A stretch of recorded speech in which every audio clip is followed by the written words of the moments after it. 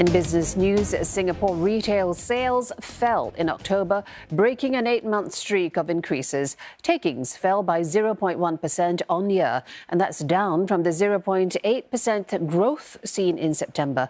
Total retail sales value in October stood at 4 billion Singapore dollars. Now, the contraction in sales was deepest in the recreational goods industry due to lower demand for sporting goods. Department stores as well as furniture and household equipment sales also fell.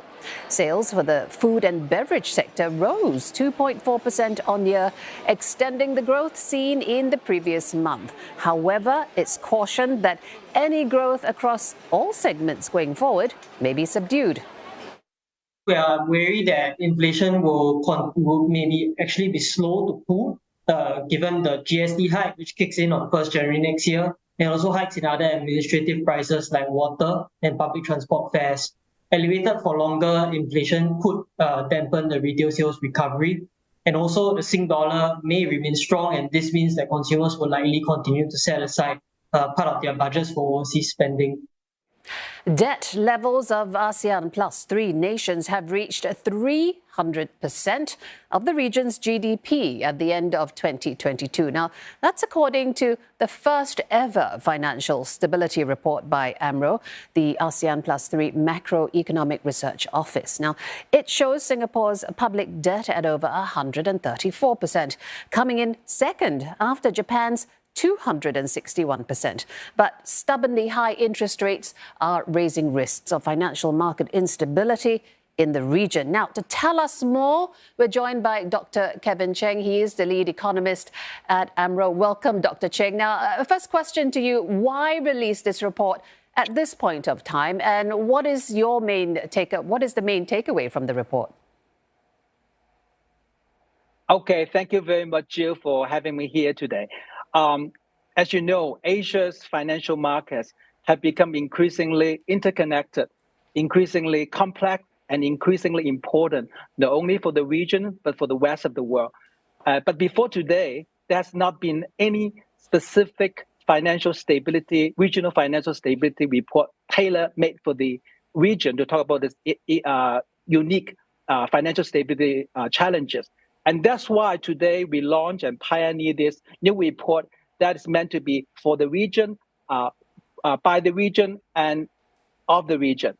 And so the key takeaway of the report is that while we look at the aggregate numbers, the picture looks quite benign or even favorable.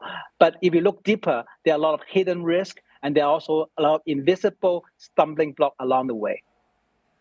Good point you raised there. My question then, Dr. Cheng, is since it's the first of its kind, how safe or stable are regional banks and financial positions? Could there be perhaps a risk of contagion effect?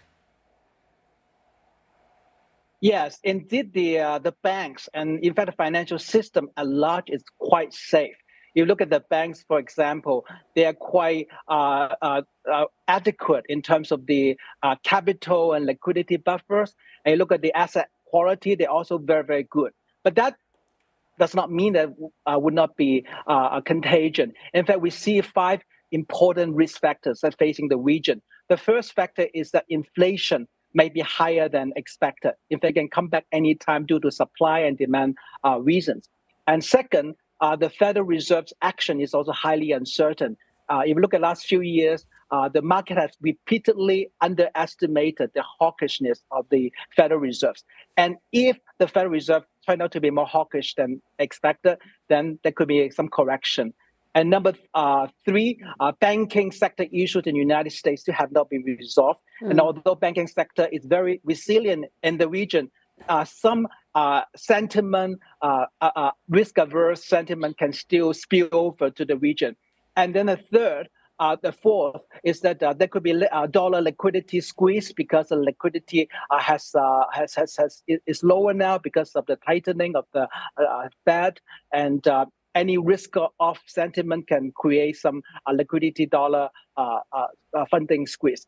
And last but not least, digitalization, which is good on its own, but it can also create risk as rumor can be spread around, and you can, with a click of second, you can have massive outflows. And that is the lesson that we learned for the Silicon Valley banks in the United States. Absolutely. Dr. Cheng, I want to take a look at Singapore Central Bank's own recent financial stability review. It's showing that businesses and households have fairly solid books. Is Singapore really in a better place than our ASEAN and North Asian counterparts? And why do you think that may be? Yes, indeed. If you look at the balance sheet of household and corporate of Singapore, indeed they're quite sound. On the household side, they have a very strong wealth. The household wealth of Singaporean are very high, and also the economy is doing well, so income is growing steadily. And on the corporate side, the balance sheet is also helped by profitability. They also help with debt servicing ability of the corporation. And last but not least, banks of Singapore has also been very, very prudent. They have prevented the creation of unsustainable bubbles. We've got time for a last question, Dr. Cheng. Singapore's debt seems to be quite high compared to the rest of the region. Is this a good thing, bad thing?